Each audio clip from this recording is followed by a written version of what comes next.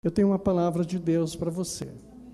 Hoje não é uma palavra de fortalecimento, no sentido de dar a você um renovo, mas eu tenho, como sacerdote, obrigação de ensinar, de falar algumas coisas a respeito das doutrinas, a respeito das coisas de Deus mais profundas, porque nós aprendemos ouvindo a palavra, e o que nos ensina é a palavra.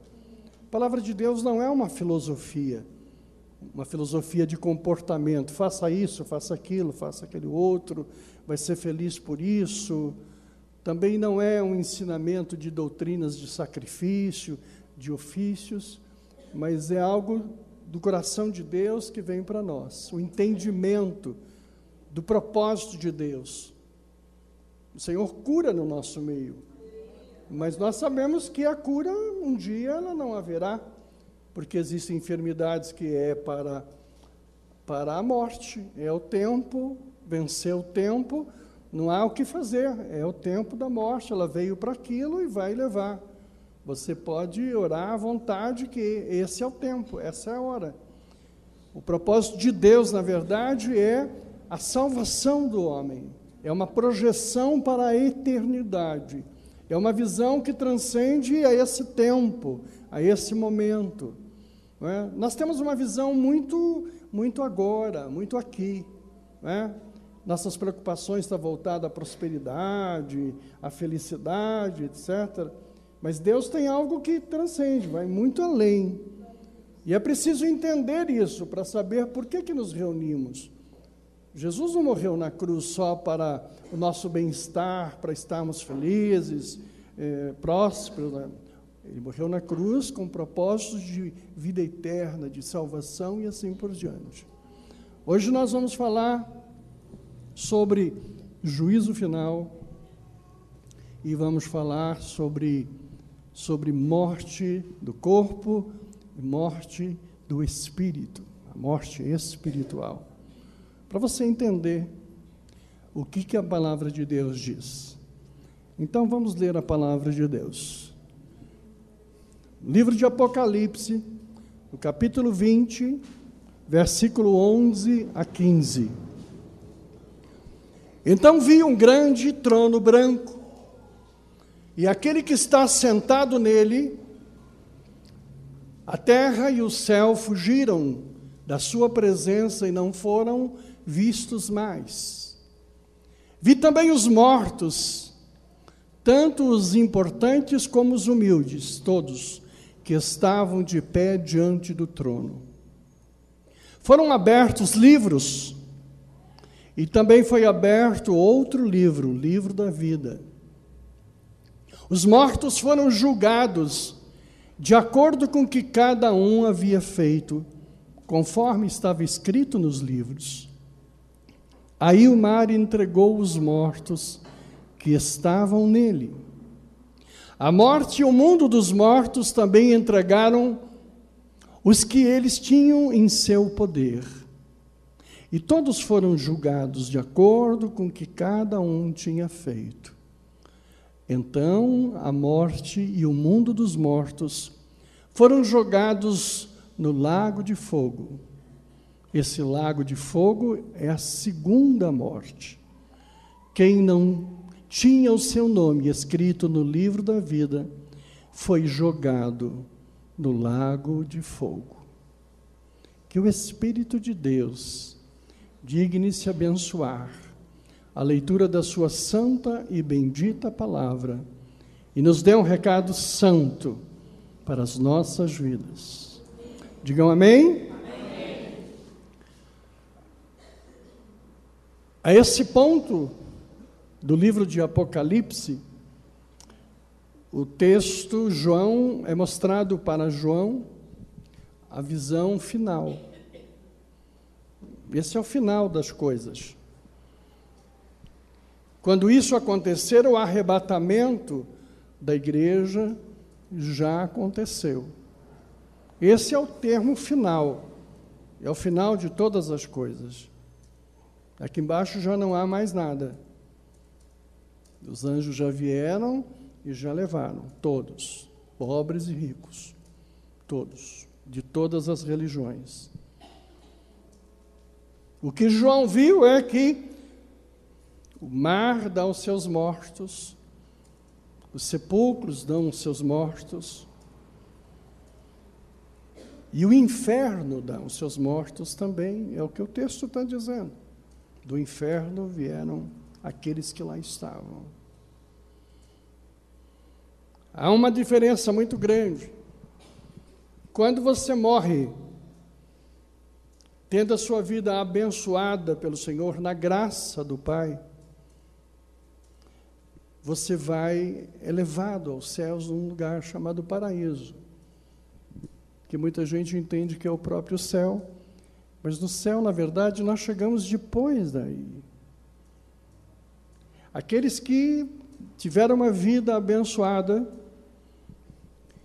e os seus pecados foram perdoados, porque o Senhor sabe que o ser humano peca, todos pecaram, e todos destituídos foram da glória de Deus. Dizer que não peca é mentira. Todos nós somos frágeis, sujeitos a isso. Porém, o sangue do Senhor Jesus, derramado na cruz do Calvário, nos liberta de todo o pecado. A confissão produz perdão. Toda vez que você se arrepende, o Senhor tem nos prometido o perdão. E ao perdoar, Ele perdoa e esquece. Não seremos cobrados jamais por aquilo que fora perdoado. Não seremos cobrados por aquilo que nós reconhecemos e confessamos. O que você precisa entender são os dois momentos. Eu conheço uma história que vocês já devem ter ouvido, de uma certa cidade onde havia um advogado muito famoso. E esse advogado era muito bom. Quando você o contratava, era um resultado tranquilo de que você seria inocentado. Ele é um grande advogado. Então as pessoas procuravam esse advogado, porque ele sempre tinha a palavra certa, o lugar certo onde ele usava para inocentar as pessoas. Mas passados os anos, esse advogado deixou de advogar e se tornou um magistrado, um juiz. E nesse momento, então, ele já não advogava, mas ele julgava. E um dos seus clientes do tempo de advogado, diante dele, falou: poxa, olha aí quem é o juiz. É o meu advogado. E agora, certamente, eu vou... Ele é meu amigo, fui cliente dele, paguei todas as minhas contas. E ele foi até o juiz e disse: o senhor lembra de mim? E tal. Ele disse: me lembro, você foi meu cliente. Ele disse: então, pois é, então... queria contar com o seu apoio no sentido de mais uma vez me inocentar. Ele disse: agora não sou mais advogado, agora eu sou juiz. E, como juiz, farei a justa sentença sobre aquilo que você cometeu. Na vida você precisa entender que neste momento o Senhor e todos os céus atua como um advogado, quer nos salvar, quer nos libertar, quer nos abençoar, quer nos livrar, está pronto a nos ajudar, está pronto a perdoar e a esquecer. 1 João diz: filhinhos, não pequeis, mas se o fizer, tendes um advogado, Jesus Cristo. 1 João fala sobre isso. Mas haverá um tempo em que ele não será mais advogado, ele será juiz. E é esse tempo de Apocalipse, capítulo 20. Sabe? Eu posso imaginar alguém que vem do inferno para esta reunião, porque todos estarão nesta reunião. Você vai estar, eu vou estar, os perversos vão estar, os pecaminosos vão estar, todos estarão nessa reunião. Eu posso imaginar alguém que veio do inferno, tirado do inferno para essa reunião. chamado para isso. Então ele chega lá e diz: olha, Senhor, obrigado por o Senhor me tirar do inferno, estava horrível, lá estava muito ruim. Ele disse: te tirei, não é para te livrar, tirei para que agora possamos colocar a limpo. E ele diz: os livros serão abertos, não é um livro só, vários livros serão abertos. O livro da natureza, o livro da consciência, todos esses livros serão abertos, e a tua vida será ali constatada e estabelecida passo a passo. Ali você não vai para pedir perdão, ele não está lá para receber tua confissão, ele está lá simplesmente para poder fazer o final, terminar, fazer o balanço de todas as coisas. E quando isso acontecer, então, de todo canto, as pessoas dizem: ah, mas você reencarna. A palavra de Deus está aí mostrando que não reencarna, porque ele vai trazer cada um é dono de si. Você diz: mas e os que estão debaixo da terra? Estão debaixo da terra, está debaixo da terra. Ele vai ser trazido, da água vai ser trazido, os que foram cremados serão trazidos, todos serão trazidos. O próprio livro de Jeremias fala sobre o vale dos ossos secos, que o Senhor sopra sobre os ossos secos, o sopro do Espírito, e os ossos, carne, se juntam novamente e saem daquele vale. O Senhor é o Criador, Ele tem o poder para reconstruir todas as coisas. Então ali todos receberão do Senhor o justo julgamento sobre o que fizeram, sobre aquilo que está escrito nesses livros. E finalmente no 15, quem não tinha o seu nome escrito no livro da vida, não tinha, porque ali não foi colocado. Porque quando você vai à presença do Senhor, abençoado, seu nome acha-se inscrito neste livro chamado o livro da vida. E esses então são finalmente levados para a vida eterna, para a morte eterna.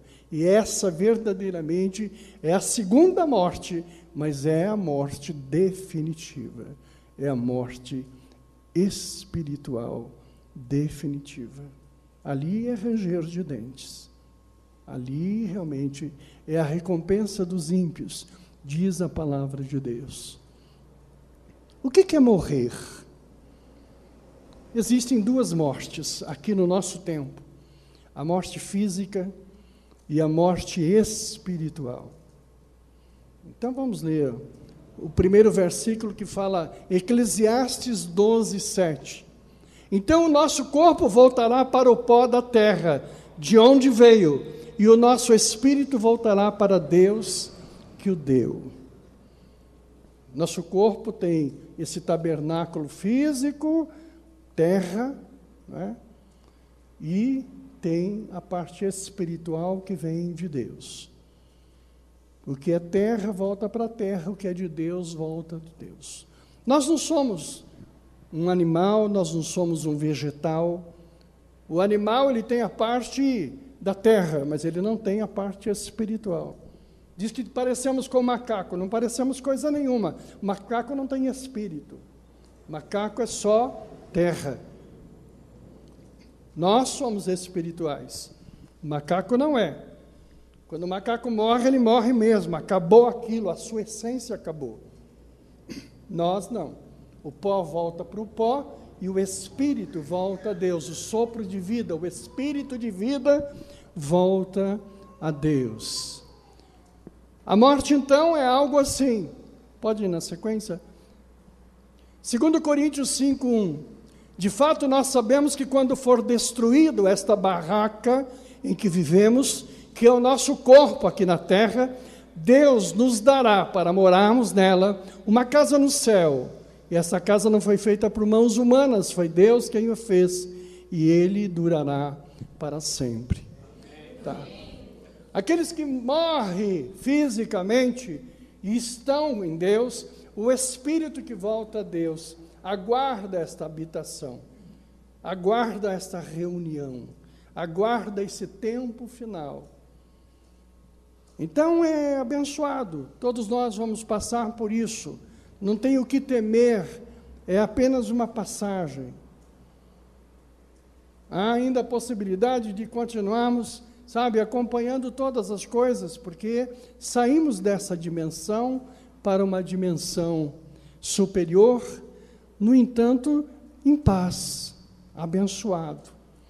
E essa barraca aqui, então, esse tabernáculo, ele para aqui, ele termina aqui, encerra aqui esse tempo da terra. Pode seguir? No fim dos tempos, também será assim. Os anjos sairão e separarão as pessoas más das boas, e jogarão as pessoas más na fornalha de fogo, e ali elas vão chorar e ranger os dentes de desespero. Essas são as pessoas que não só vão morrer fisicamente. As pessoas que não têm Deus, elas conhecem o que chama a morte espiritual. E essas são levadas ao inferno. A palavra de Deus não fala num lugar onde você vai ficar lá temporariamente, como alguns teólogos ensinam, que vai lá para um lugar e fica lá aguardando a santificação do corpo, um tempo de apuração do corpo. Não, a palavra de Deus fala exatamente isso. Os anjos vêm e separam bons e maus, e os maus vão para o inferno. Vão aguardar a reunião, porém já no inferno, já lá aguardando esse tempo de apuração. Essa ideia de que eu vou fazer cultos, adoração, vou acender velas, e vou fazer ofícios, e vou fazer sacrifícios para aquela pessoa lá, isso não é ensinamento da palavra. Você pode fazer o que você quiser. Você não vai lá e ele não vem cá. Põe na sequência. Vai, filha, põe aí, tá? Além disso, há um grande abismo entre nós, de modo que os que querem atravessar daqui até vocês não podem, como também os daí não podem passar para cá. Quem que veio atormentar? Dizem, os mortos voltam para atormentar. Morto não faz nada. O morto fica quietinho lá. Ah, mas eu vi a cara do meu pai, a cara da minha mãe. A mamãe está lá guardadinha em paz. O papai está lá guardadinho em paz. O tio, está todo mundo dormindo em paz. Não tem ninguém que vem visitar, não. Existem coisas que são psicológicas. Quando eu perdi meu filho, eu fiquei tão abalado, que eu via meu filho por trás. Algumas vezes dei vexame, tipo de bater nas costas de alguém e chamar pelo nome. Aí quando virava, eu firmava bem o olho assim, desculpa. Sabe? E eu estava olhando, mas a minha mente estava tão perturbada, tão doída, tão sofrida, que eu via meu filho sentado. Eu me lembro que eu pregava em Araçatuba, uns meses depois da morte do meu filho, e eu tive a sensação de que ele estava sentado no meio do povo. E eu comecei a chorar, e o pastor perguntou, o que aconteceu? Ele disse, meu filho está sentado ali, ó. Ele falou, não pode estar sentado ali, teu filho está com o Senhor abençoado, esperando a hora. Mas era a perturbação, a pressão psicológica que oprimia, a dor que eu sentia era tão grande, que eu não só tinha sonhos com ele, como tinha visões. E é aí que muitas pessoas confundem, ele está entre nós. Não, não está mais entre nós. Ele está abençoadinho, quietinho, sabe? E se podemos ver, podemos sentir, é algo da própria pressão psicológica que opera sobre nós. Nossa mente faz prodígios. Capacidade mental que temos de trazer existência, fazer algo. Mas eles estão lá e nós estamos aqui e não há comunicação entre eles. A própria palavra de Deus conta sobre aquele rico que queria comunicar a sua situação, disse, quero falar com a minha família. E quem anda por aqui então? Quem que fica fazendo? São demônios, são anjos caídos, opressores que estão aqui, exatamente criando oportunidades na direção de confundir. São demônios. Ah, mas ele escreve carta, eu posso psicografar e dizer, os demônios sabem tudo a nosso respeito, eles fazem mesmo. Então, aprendam que a palavra de Deus diz, não há comunicação entre mortos. Nós não vamos lá e eles não vêm cá. Não tem. Vamos encontrá-los sim, na glória de Deus, na habitação de Deus. Não é? Porque é bem provável que eles estejam em alguma consciência lá.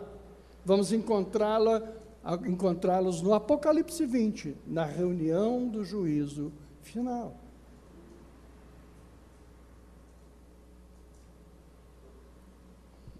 Então, a palavra de Deus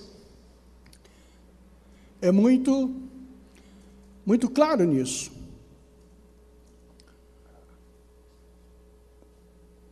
Falando sobre morte espiritual, a morte física nós sabemos, né?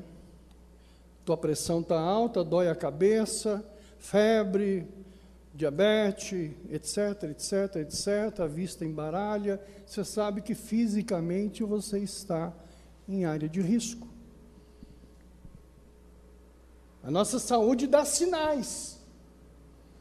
Você tem sinais, quando você come errado, quando você come demais, né? Você recebe sinais. Esse dia eu tive o azar de tomar um leite podre. Tranquilo. Meia hora depois o corpo rejeitou e aquilo que vocês sabem. O corpo dá sinais. Às vezes você está com uma dor de cabeça, você corre tomar um comprimido para tirar a dor de cabeça. É errado. A dor de cabeça é um sinal. É como dor de dente. Dente está doendo. Não adianta correr para tomar remédio para tirar a dor. Vai lá na doutora lá e abre a boca para ela arrumar. A dor tem origem. A dor de cabeça diz, estou te informando que há algo errado, vai cuidar. Agora nós entramos num hábito de automedicação, os hipocondríacos então têm uma farmácia em casa, né? Então ele toma tudo, ele sabe tudo e tal. A dor de cabeça é algo para você dizer, preciso tomar uma atitude. A febre é um sinal. A dor de cabeça é um sinal. Todos esses fenômenos físicos são sinais que o corpo dá de atenção. Ninguém morre assim. O coração dá sinais de cansaço. Né? Eu tenho tido problema recente, mas há mais de ano que eu venho recebendo sinais de que eu precisava correr, mas não corro, não faço, não como o que tenho que comer. Né? Diabetes é uma coisa desagradável, ela não dói. Ela está a 500, 600, você está entrando em coma e ela não dói. Eu estava com o Ricardo diante do médico, o médico falou para mim, com todas as palavras, você vai morrer logo. Não foi, Ricardo? O Ricardo falou assim, não amém. Né? Tudo que o médico falava de bom, ele dizia, amém, glória a Deus. Aí quando ele falou assim, vai morrer logo, eu disse, não amém. E eu com essa cara durana forte para encarar como eu sou e tal. Então, no fundo, dei uma bela balançada. E falou, antes de você morrer, ainda fica cego. Semana passada o médico disse para mim assim, sabe quantos dias falta para você ficar cego? Eu disse, uns 3, 4 anos? Ele disse, não, 10 dias. Se a tua diabetes não baixar de 300 nos próximos 10 dias, você fica cego, porque a tua retina já está toda prejudicada. Eu disse, doutor. Ia dizer assim para ele, está amarrado. Não adianta amarrar. Eu tinha que ter cuidado lá atrás direitinho. Eu tive sinais para isso. Mas nós não observamos os sinais. Nós achamos que não vai acontecer nada. Eu visito, faço capelania, encontro os meus queridos com diabetes, com o pé cortado, com o dedo cortado, com o joelho cortado, com os 2 pés cortados. E não é suficiente para mim olhar as pessoas sem perna e dizer que aquilo pode acontecer comigo. Mas nesses dias o dedinho falhou, os dedinhos dos dedos perderam a sensibilidade, e eu disse, doutor, que é isso? Ele falou, vai necrosar, vai perder os dedos, o pé e o toco da perna. Mas nem isso é sinal para dizer, para de tomar Coca-Cola. Porque quando a lombriga vem, nem Coca-Cola de 600 ml adianta. É que era de 2 litros. O corpo dá sinais, nós temos sinais. A morte espiritual também, ela é sinalizada. Eu não estou falando da morte física, estou falando da morte espiritual, aquela que você vai para o lago do inferno. Aquela que o espírito volta a Deus e a tua alma vai queimar lá no mármore do inferno, vai gemer lá. Primeiro sinal da morte espiritual é o silêncio. É o silêncio. Então,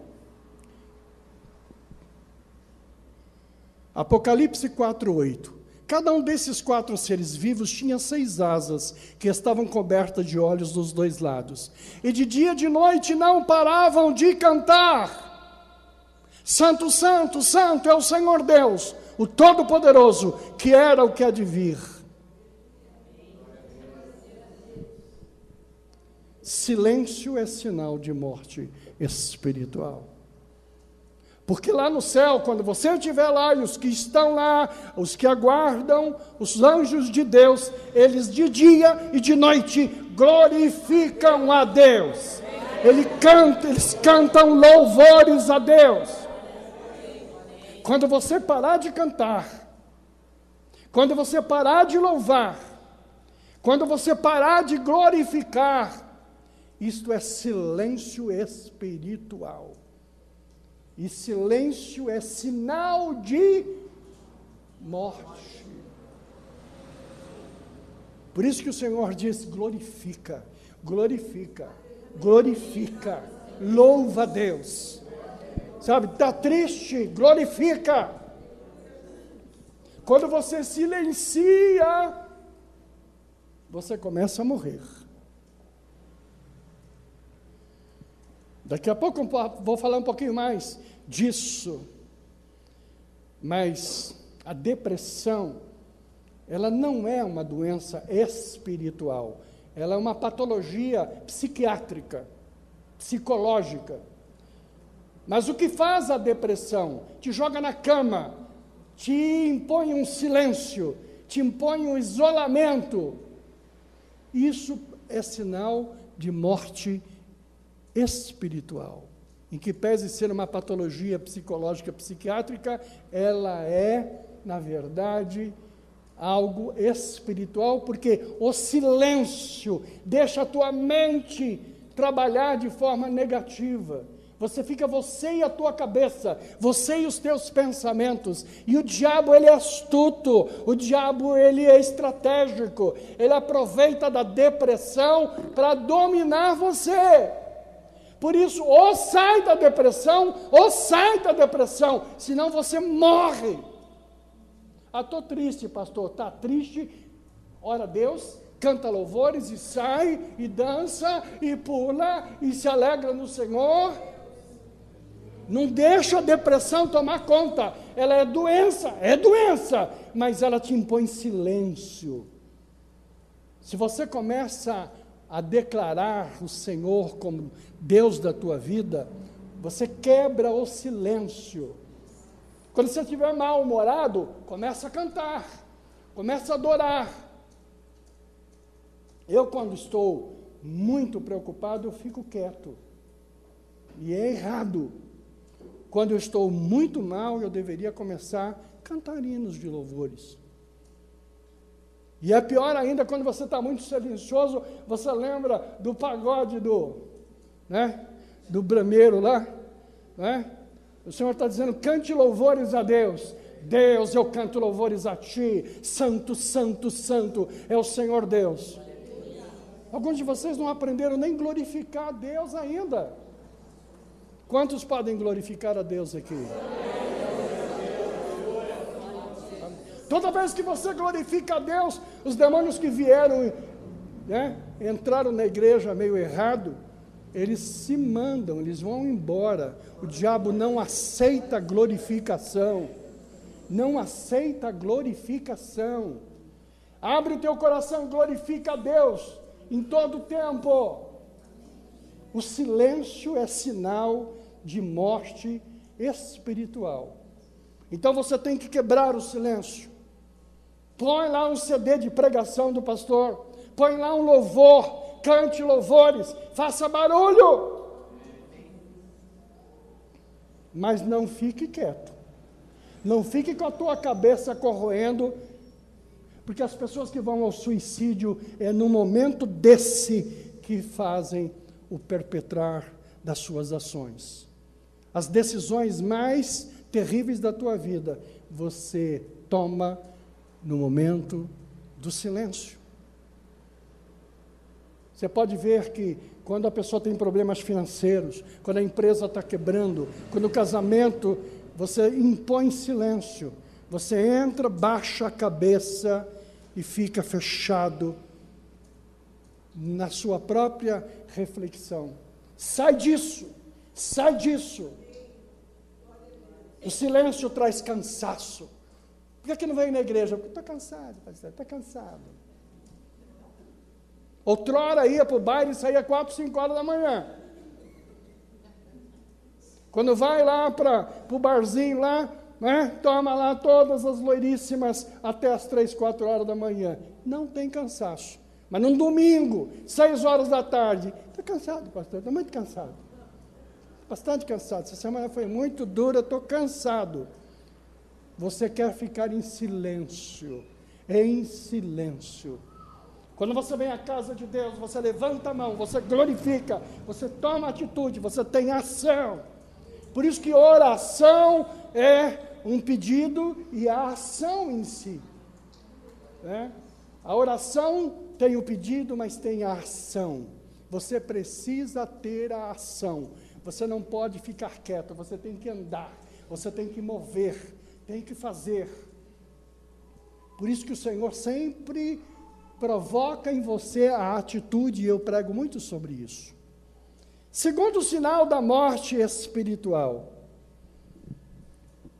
Segundo sinal da morte espiritual é a frieza. Quando você morre, os primeiros minutos, é bem rapidíssimo, você vai esfriando do pé. Eu mexo muito com paciente paliativo, acompanho muita gente morrendo. É interessante, a temperatura do pé é a primeira a esfriar. Esfria do pé para cima. Espiritualmente também é assim. Quando você está morrendo, a frieza começa a chegar. A alegria de servir a Deus acaba. O culto começa a ficar chato. A igreja fica muito chata. O Renato fica chato. O pastor fica chato. Eu não venho mais nessa igreja porque essa é uma igreja chata. As pessoas são chatas. Eu olho para as pessoas, ninguém me beija, ninguém me abraça. Me olham todo atravessado assim. E me medem de cima e embaixo. Eu não venho mais. Frieza espiritual te afasta de Deus. E aí então você começa a procurar aqui, ali, lá, aqui, lá tem um pastor que vira o paletó assim, e dá um sopro, e eu fico todo arrepiado. 2 semanas depois, o paletó e o sopro não arrepia mais. Eu tenho que mudar. Eu tenho que ir num outro que vira planta bananeira, porque quando ele planta a bananeira, eu me arrepio aqui assim, aqui. Entendeu? Você está procurando coisa. Quando você está aquecido, você vai naquele culto humilde, simplesinho, você diz, glória a Deus, só o Senhor é Deus, Jesus está presente. Não precisa soprar nem virar paletó, não precisa fazer coisa nenhuma, porque o Espírito de Deus tomou minha vida. Eu estou pegando fogo, eu estou pegando fogo, eu estou pegando fogo.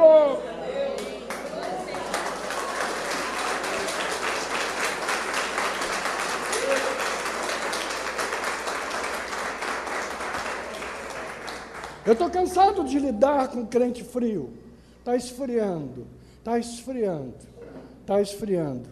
A mãozinha dele já está branquinha, está pálido. Precisa passar uma maquiagem, porque ele não consegue. Na hora de vir para a igreja, não dá, não consegue mais. Sinal. Esse é como a dor de cabeça, é como a febre. Você está morrendo. É que nem o médico disse para mim, você ou sai da frieza, ou vai morrer. Não queira esquentar somente lá, né, no momento de botar fogo no corpo. Pastora, eu vou me aquecer um pouquinho, não serei enterrado, serei cremado a 800 graus. Aquele fogo não serve, querido. Quando você percebe que a frieza está tomando a tua vida, faça alguma coisa, glorifique a Deus, sabe? Levanta aí, está incomodando, está dando coceira, está incomodando. Começa a glorificar a Deus, glória seja dado a ti. Eu estou abençoado neste lugar, Senhor. Rompa com a frieza. Lembra do defunto frio no caixão? Ele está frio, ele está totalmente frio. Uma coisa que dá é a imobilidade. Tua vida não tem mais graça. Antes você tinha prazer de fazer uma comida, agora você não tem mais. Antes você tinha prazer de vir à igreja, agora você não tem mais. Tua vida vira uma mesmice, mesmice, mesmice. Você perde a graça da vida. Você está morrendo espiritualmente. Você está acabando espiritualmente. Você está imobilizado. Dá para ver o defuntão lá? Defuntão não mexe. Ele está imobilizado.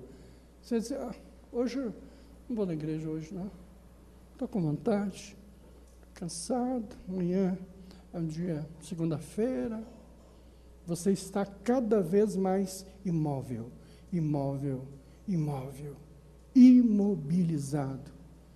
Levanta as mãos para o Senhor, parece Miss, só pode levantar assim. Rainha da Inglaterra, assim, não pode fazer assim. Isso pode fazer assim, sabe? Defunto não faz nem assim, né? Você bota o dedinho dele lá, ele fica lá. Imobilização, sinal de morte espiritual.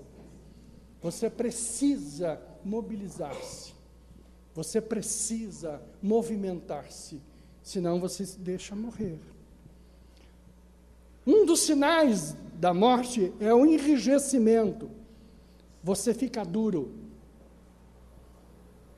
Depois de algumas horas de geladeira, você fica duríssimo. Teu humor acaba, a tua alegria acaba, o teu bem-estar acaba, o teu romantismo acaba. Você tem um marido lá em casa grosso, mal educado, agressivo, ele está morrendo. Você tem uma mulher agressiva, violenta, fala alto, né? Ela está morrendo. A mulher, quando ela está viva, quando ela está abençoada, ela é agradável, abençoada. Ela está feliz, ela te faz feliz. Quando ela te agride, está morrendo. Marido violento é marido duro, não é duro de dinheiro, é duro de tudo. A morte espiritual tira a alegria da vida. Tira a alegria da vida. Tem alguém mal-humorado lá em casa? Ele está morrendo. Teu pai está mal-humorado? Ele está morrendo. Tua mãe também, junto com ele. É muito importante que estas coisas possam ser notadas. Vamos ler alguns versículos. Salmo 6, 5 diz: Pois no mundo dos mortos não és lembrado, e lá ninguém pode te louvar. É lugar de quem está enrijecido, é lugar de quem está gelado. Lá ninguém mexe, lá é silêncio. Você quer ir em lugar onde ninguém tem problema? Cemitério, ninguém tem problema. Lá ninguém tem o nome no SPC, ninguém tem o nome, eles também não têm o nome na lista positiva que fizeram agora, eles não têm nada, eles estão absolutamente duros lá, quietinhos, e nem louvar eles podem, porque os mortos não louvam a Deus, apenas aqueles que dormiram no Senhor e estão na presença de Deus. Quando você está mal, provoque o louvor, provoque o mover de Deus, clama como se você estivesse morrendo: socorro, Deus, socorro, socorro, olha como eu estou mal-humorado, olha como eu estou ruim, olha como eu estou endurecendo, toca em mim, mova a minha vida. Teu marido está saindo de manhã, abençoa ele, vai na graça, vai na paz, vai na bênção de Deus. O Senhor é contigo, sopra sobre ele a bênção de Deus. E ele sai lá todo abençoado, né? Abençoado. Eu estava no hospital lá, tudo ligado lá, era furo para todo lado, máquina para todo lado. Entra uma enfermeira, e a enfermeira estava lá fazendo o papelzinho dela lá, cuidando, cantando hino. Eu falei: oh glória, que bênção. Aí ela olhou para mim e falou: você é servo de Deus?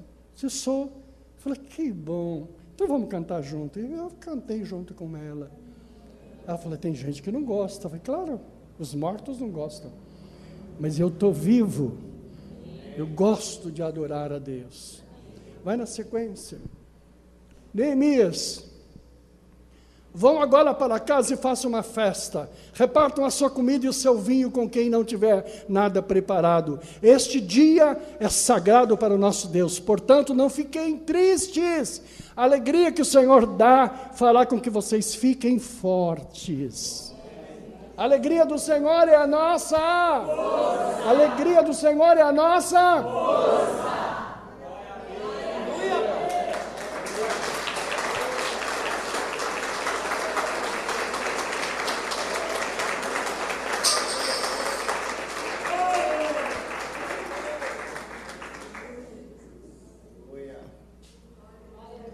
Por isso que a tristeza é maligna.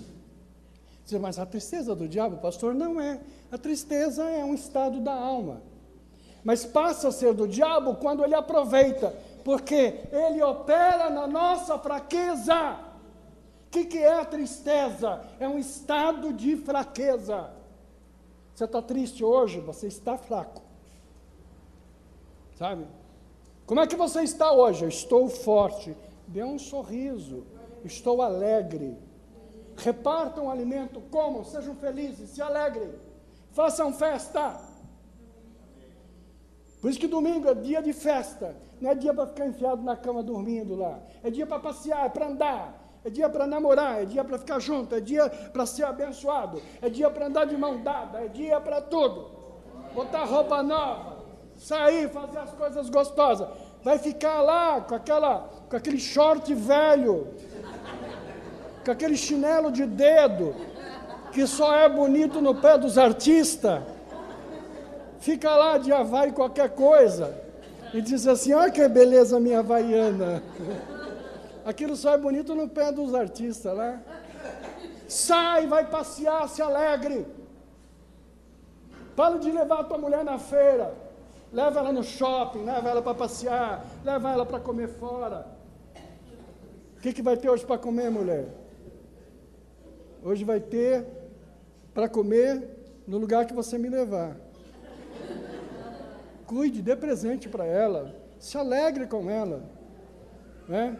Mulher não foi o pinico que Deus te deu, mulher foi a bênção que Deus deu para você cuidar, amar, zelar dela, cuida dela, seja carinhoso, porque o homem que não é carinhoso, ele está morrendo espiritualmente.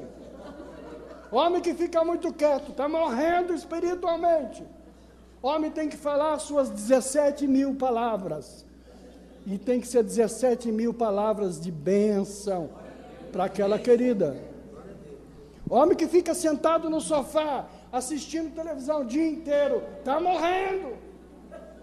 Está morrendo. Levanta do sofá, cara.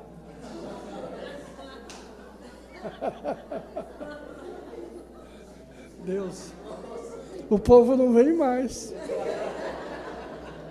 Vou ficar sozinho aqui. O pastor sempre falava assim, dê palavras de consolo, conforta o povo, não fica dando cintada no povo que o povo vai embora. Mas acho que vocês de vez em quando gostam de ouvir uma palavra mais séria. Sinais de morte espiritual, isolamento, né? Quando nós estamos tristes, quando nós estamos amargurados, nós queremos nos isolar. E quando você começa a perceber, não tenho vontade de visitar minha família, não tenho vontade de ver minha mãe, meu pai, meus irmãos, não tenho vontade de ir à igreja, isso chama isolamento. Isolamento é febre, sinal de doença e morte espiritual. É tudo que eu falei da depressão, está nesse sinal. No sinal de isolamento. Quando você percebe que, não está tendo vontade de ter comunhão com as pessoas, você está se isolando e isso é problemático. Isso é muito ruim. Uma coisa que os defuntos têm é olho fechado. E se eles estiverem abertos, eles estão fechados do mesmo jeito. A morte espiritual também tem este sinal dos olhos fechados. O que é olho fechado? Olho fechado é aquele que tem olhos, mas não vê. Você não enxerga, você não percebe, você perde a percepção. Está na tua cara, mas você não vê. Sinal de morte espiritual. Está tudo errado, mas você não enxerga, você não quer enxergar. E aí as coisas ficam muito difíceis. As coisas ficam muito difíceis. Quando você está espiritualmente bem, você enxerga todas as coisas. Você tem percepção das coisas. Você tem alcance das coisas. E com isso você corrige rotas. Com isso você arruma as coisas. Isso você trabalha preventivamente. Agora, quando você fecha o olho, você bloqueia. Quando você fecha o olho, você isola, enrijece, endurece, fica distante, não percebe nada. As coisas estão acontecendo e você não está percebendo. Os teus olhos estão fechados. E aí vem alguém te exortar, vem alguém que tem visão, dizer, estou vendo isso na tua vida, você se irrita, e não volta mais. Os olhos estão fechados. Tem mais versículo? 1 Coríntios 15, 54. Assim como este corpo mortal se vestir com o que é imortal, quando este corpo que morre se vestir com o que não pode morrer, então acontecerá o que as Escrituras Sagradas dizem: a morte está destruída. A vitória é completa. Isso é quando você, sabe, a morte parece para nós algo assim terrível, violento, mas na verdade não é. É uma bênção você poder vencer esse estado, estes sinais de morte espiritual. É muito importante você obter a vitória. Você diz, a vitória é ter isso, ter aquilo, ter um patrimônio, ter um carro, ter um apartamento. A vitória é você não morrer espiritualmente. É você ter a vitória sobre ela. Eu vou ter a morte física, mas não terei a morte espiritual. A vitória vem, sabe, apesar de todas as lutas e todas as dificuldades, eu obtive a vitória, eu venci todas as coisas, sabe, não se deixe vencer por isso, não deixa. O último sinal da morte espiritual é a decomposição. O morto, enterrado ou não enterrado, ele decompõe. Um estado pior de decomposição, as pessoas na calçada. O coração bate, o pulmão funciona, mas eles estão decompostos. O alcoólatra, minha irmã falou para mim esses dias, meu marido chegou meia-noite totalmente bêbado. Está decomposto. Alguém está nas drogas, está decomposto. O Senhor tem a capacidade de ressuscitar um osso seco, tem a capacidade de tirar um alcoólatra da calçada, tem a capacidade de tirar um drogado de uma clínica de recuperação, tem a capacidade de restaurar um ladrão, um bandido, um assassino, o Senhor tem essa capacidade de restauração, mas tem que sair do decomposto para o composto, do nada para a bênção. A morte espiritual decompõe. Quantos de vocês já chegaram lá embaixo, já no pior, decompondo, acabando, já final? Vai na Cracolândia ali que você vê vivos, mortos, acabados. É uma judiação. Você passar, você vê todas as raças, todas as idades, situações econômicas diversas, estão ali. Sai nas boates noturnas, nos clubes de swing, nos clubes de sexo, homens decompostos, mulheres decompostas, acabado. Alguns anos atrás veio uma banda rock americana de crentes, e eles fazem um trabalho evangelístico. É um rock da pesada, e eles entram nas casas de bem da pesada mesmo, e começam tocando rock, todo mundo dança, e aí eles começam devagar a introduzir os hinos. Queridos, quando os hinos começam a chegar, e o Espírito de Deus começa a operar, é a coisa mais estranha de ver. Alguns saem correndo e somem, outros param e começam a chorar. A última vez que eu pude ver isso, sabe, pude ver um moço jovem, chorava, um homem de uns 30 anos, chorava, e ele diz, eu fui servo de Deus, eu fui criado na igreja, eu era um abençoado, mas destruiu minha vida, acabou minha vida, e isso aqui foi um choque para mim, isso aqui foi um balde de gelo em cima da minha vida, é uma coisa terrível, sabe, você pode quebrar esta febre, esta doença, este sinal de morte espiritual, mas faça hoje, faça agora, faça neste momento, tome uma atitude. Você que é crentão, que está todo tempo na igreja, que está em crise, que está em confronto, sabe, que está achando isso ou aquilo, Cuida da tua vida, queridos. Abre o teu coração. Estes fenômenos que estão acontecendo são sinais de desgaste. Não vai perder a família, não vai perder as bênçãos que você já obteve por esse momento ruim que você está vivendo. Se mobilize, sabe? Bata as pernas, faça alguma coisa, mas saia disso. Não deixa isso evoluir para uma morte espiritual, porque você vai estar naquela reunião. Nesta reunião do capítulo 20 de Apocalipse, onde estão os crentes? Os crentes estão do lado de lá, estão ao lado do trono. O crente já não precisa de julgamento, né? Pega o livro, pastor,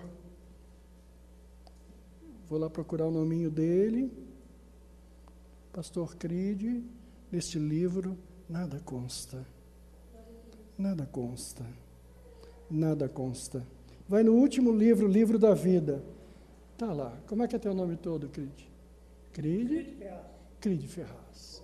Cride Ferraz? Está aqui. Cride Ferraz. Como é que é o nome da querida? Maria Rita. Maria Rita Ferraz. Está aqui. Abençoado. Para o Senhor é bendito a morte dos santos, dos seus santos. Quantos podem ter certeza que os seus nomes estão inscritos no livro da vida? Se você não está bem, tem pecados, basta apenas dizer: Senhor, olha, no livro da consciência, eu sei que eu tenho esse problema, esse problema, esse problema. Tem misericórdia, me perdoe. O Senhor apaga e inscreve o teu nome no lugar certo. Ele sabe. Será que o pastor Cride foi a vida inteira absolutamente, não errou nunca? Pode ter tido seus erros. Portanto, que hoje não tem nenhum que ele tenha esquecido de pedir perdão. Abre o livro do relacionamento. Você magoou a esposa, não pediu perdão. Você magoou o pai, não pediu perdão. Você magoou a mãe, não pediu perdão. Você enganou as pessoas, balança da injustiça, balança enganosa, nunca pediu perdão nenhum. Você deflorou, não pediu perdão. Você abortou, não pediu perdão. Você está, sabe, a vida vai levando e vai levando. Queridos, é como aquele que diz: Senhor, Senhor, em teu nome eu fiz. Ele diz: não te conheço, não sei quem é você. O que eu tenho aqui é essa capivara enorme da tua vida, sabe, algema no cara, e não adianta dizer assim: eu amo o Senhor, eu adoro o Senhor é muito lindo, sabe, eu amei sempre o Senhor. A capivara diz ao contrário, sabe. Muitos cínicos, religiosos cínicos, vão se frustrar, porque não é essa atitude que leva as pessoas a Deus. Leva a pessoa a Deus é pureza de coração, integridade de vida, humildade para dizer: estou errado, preciso de mudar. Quando você sente dor de barriga, desculpe, queridos, tá? Aqui um belo de uma baixaria, você corre para o lugar certo. Você senta no trono e fica esperando a hora. Entendeu? Quando você tem sinais de morte espiritual, corra para o trono do Senhor. Vá para a presença dEle. Diga: Deus, eu estou sentindo a febre, o mal-estar, típicos da morte espiritual. Eu não quero morrer. Eu não quero a minha família morrer. Me ajude, Senhor. Me ajude. Não vou te pedir nada hoje. Não quero carro, não quero nada. Não quero dinheiro, não quero coisa nenhuma. Tudo que eu quero é teu perdão. Eu quero hoje estar fora dessa lista maldita de pessoas que vão chegar levadas para o Apocalipse capítulo 20. Eu abençoo você com estas palavras.